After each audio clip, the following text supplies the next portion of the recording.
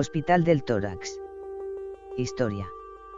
Cerca de la década de los 50, el Ministerio de Sanidad decidió abrir cerca de Barcelona un hospital que acogiera a la gran cantidad de enfermos con enfermedades respiratorias, tales como tuberculosis, fibrosis o cáncer de pulmón, que había en Cataluña.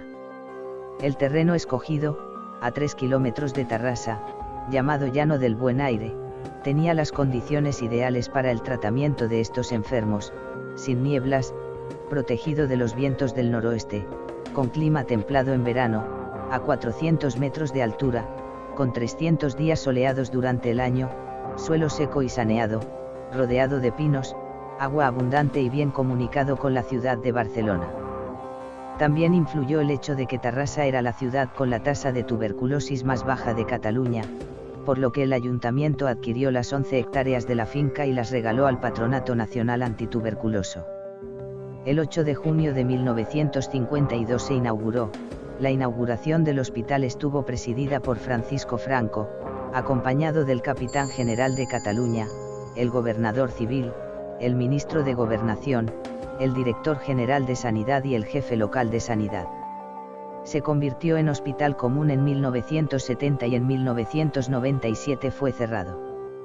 9 años después de su apertura, en 1961, el sanatorio contaba con una gran actividad, tenía 1 millar de internados, debido en parte a que la tuberculosis provocaba una gran morbilidad y mortalidad, y el tratamiento aceptado, que curaba la enfermedad, duraba 18 meses.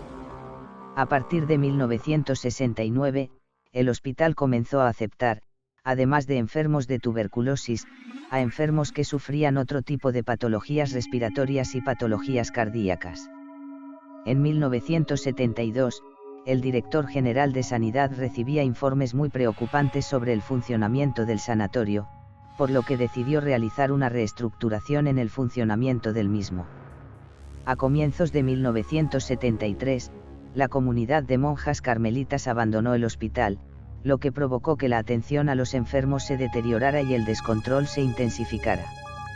En una visita rápida al sanatorio, el director general de Sanidad destituyó al director y al administrador, y nombró un nuevo gerente y un nuevo administrador.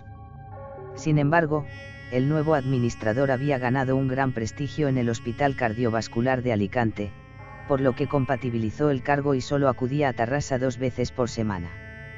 El 10 de septiembre de 1973, el director general de Sanidad convocó en su despacho de Madrid una reunión para tratar sobre la situación del Hospital de Enfermedades del Tórax de Tarrasa, Barcelona.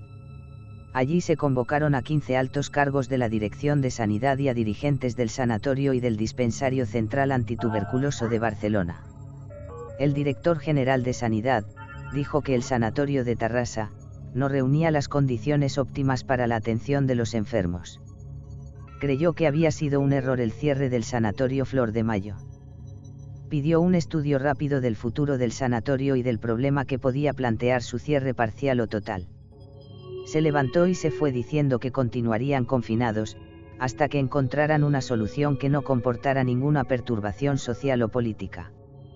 Se formaron 2 bandos, aquellos que querían cerrar el sanatorio y repartir los enfermos en instituciones de provincias vecinas y los que creían posible otras soluciones. Entre los últimos, el jefe provincial de Sanidad de Barcelona, que afirmaba que el gobernador civil de la provincia creía políticamente inaceptable clausurar el centro y el mismo secretario general del Patronato Nacional Antituberculoso proponía otras soluciones. Unos y otros iban repitiendo los mismos argumentos y no se llegaba a ningún acuerdo. El administrador que residía en Alicante, muy crítico con la organización, manifestó las carencias y despropósitos que se cometían en el sanatorio. Nadie respetaba los horarios. Desde la huida de las monjas no había enfermeras, y las auxiliares de clínica que se contrataron sin acreditación, debían asumir las funciones de enfermería.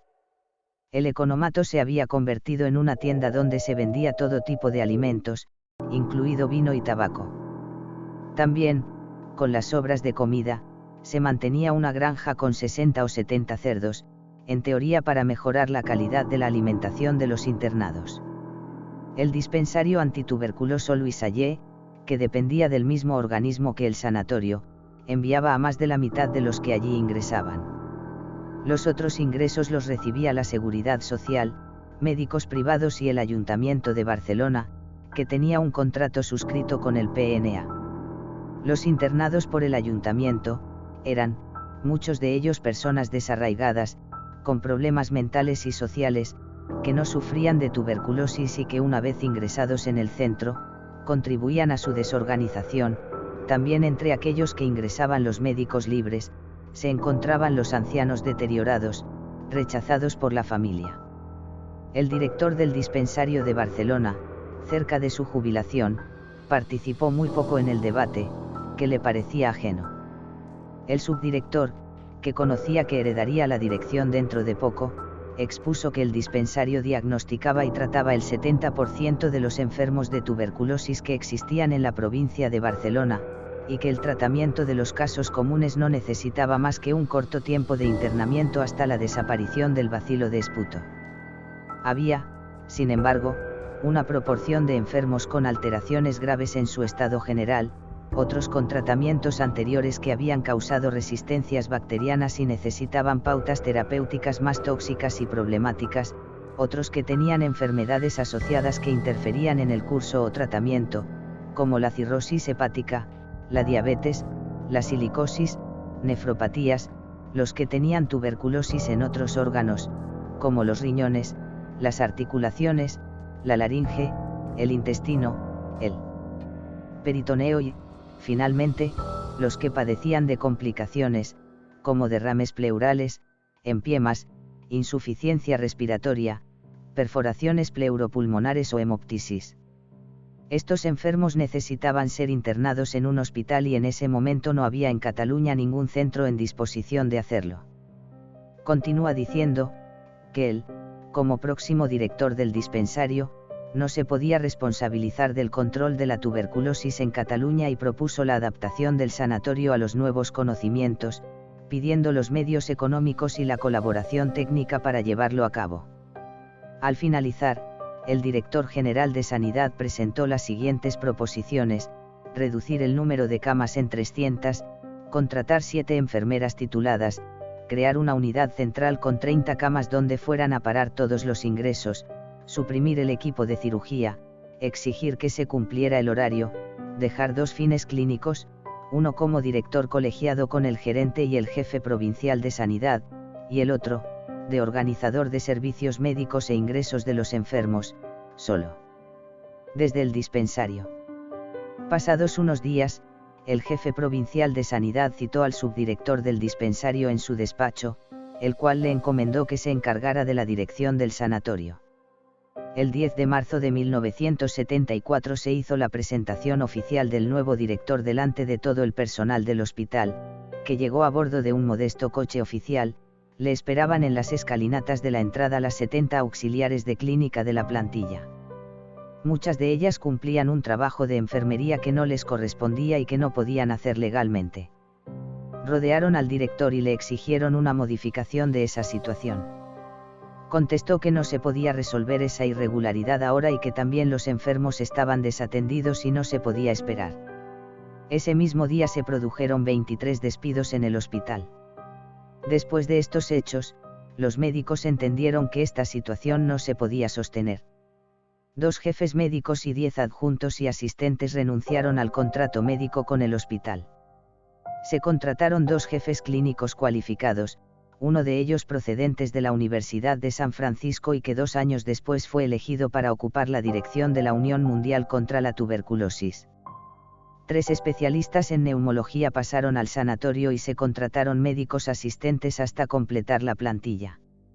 La búsqueda de personal de enfermería fue mucho más difícil, el tipo de enfermo, la situación alejada de la ciudad y el salario inferior al de los hospitales públicos, hicieron que la necesidad urgente de estas personas obligara a aceptar a todos los candidatos que lo solicitaban, muchas veces poco profesionales, rechazados de otros centros por escasa o nula preparación o por la poca dedicación a la tarea, por lo que la atención de enfermería a los enfermos seguía siendo deficitaria.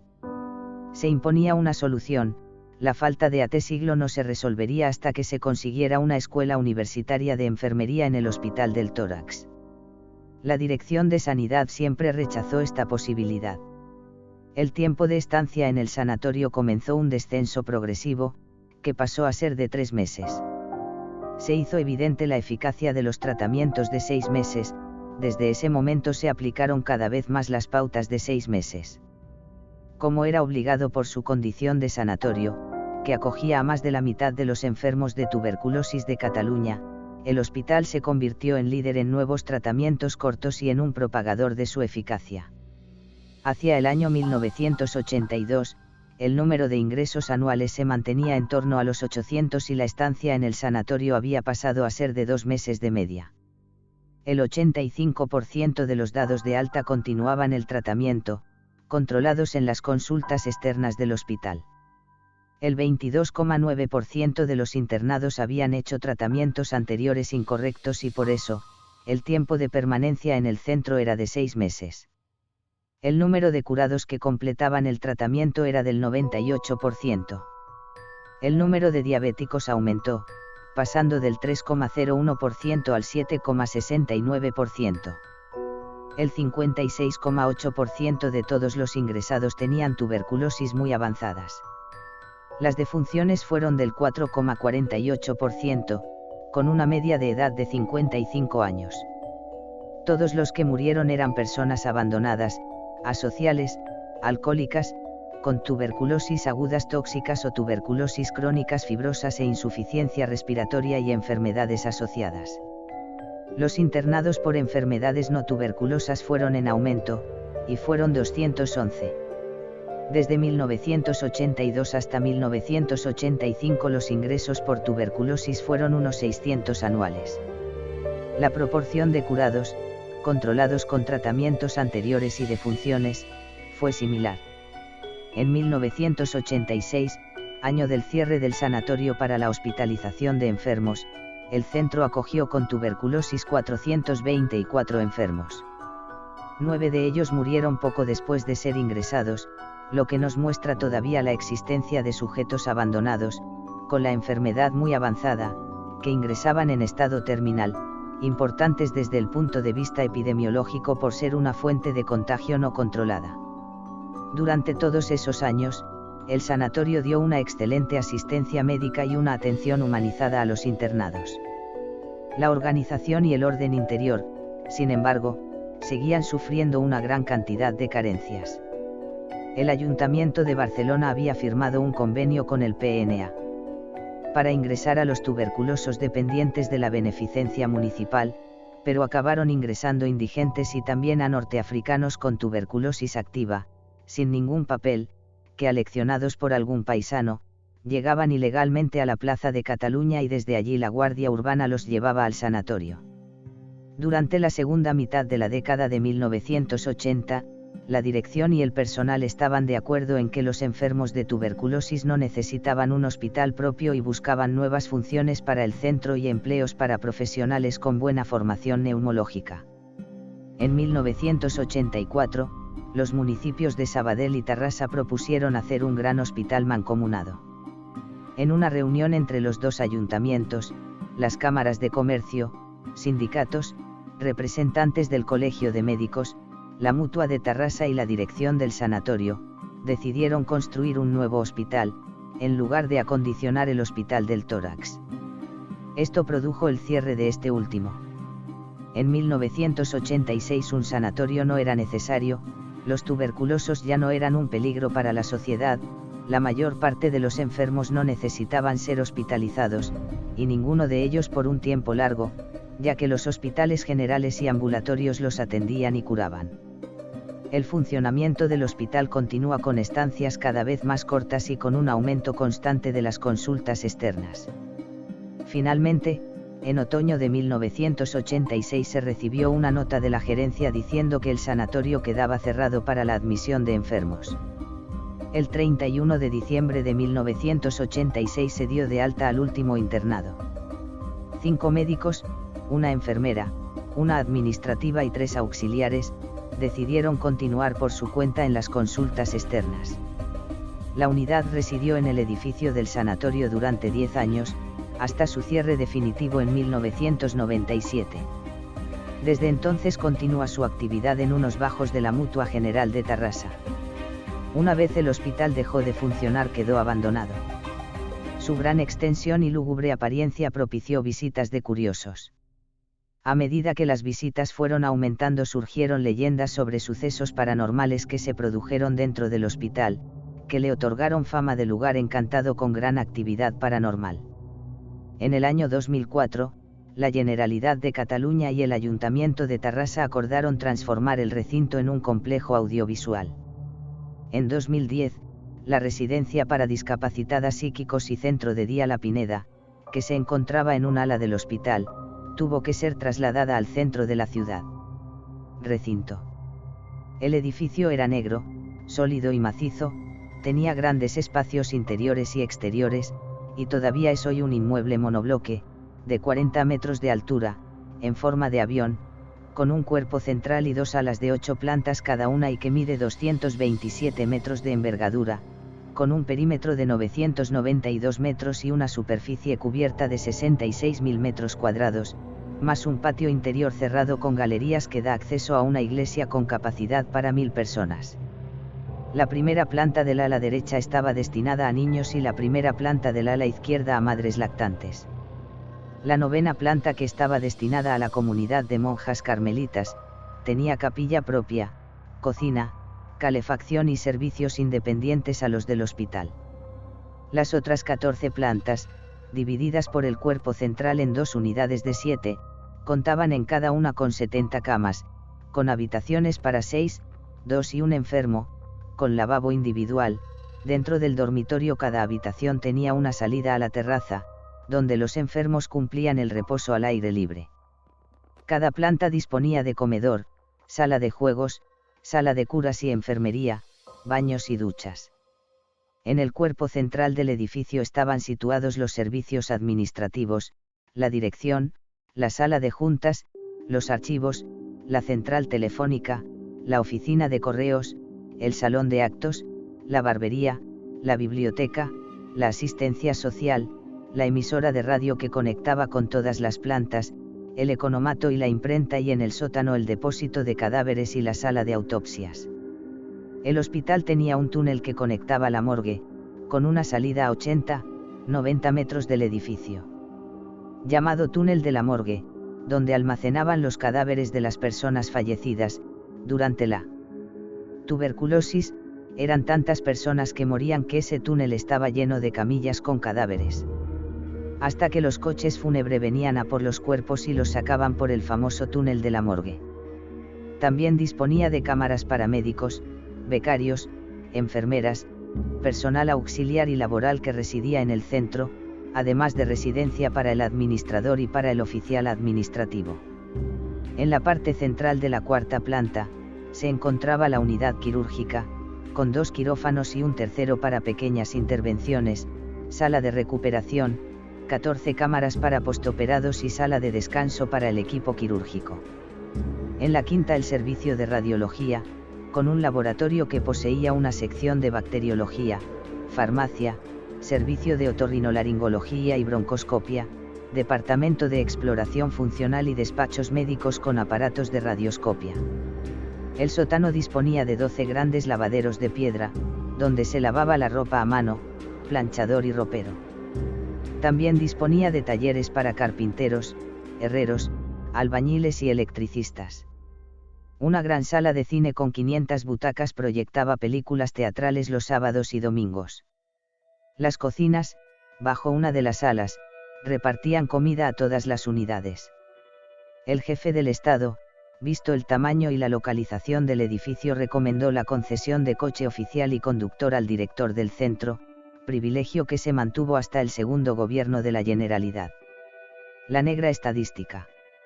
El Hospital del Tórax fue durante muchos años el hospital con el índice de suicidios más elevado de todo el país.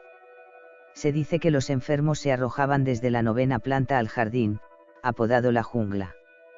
La estancia media de un paciente era de 1 año. La lenta y dolorosa muerte de los enfermos provocaba una psicosis general que en muchos casos acababa en suicidio.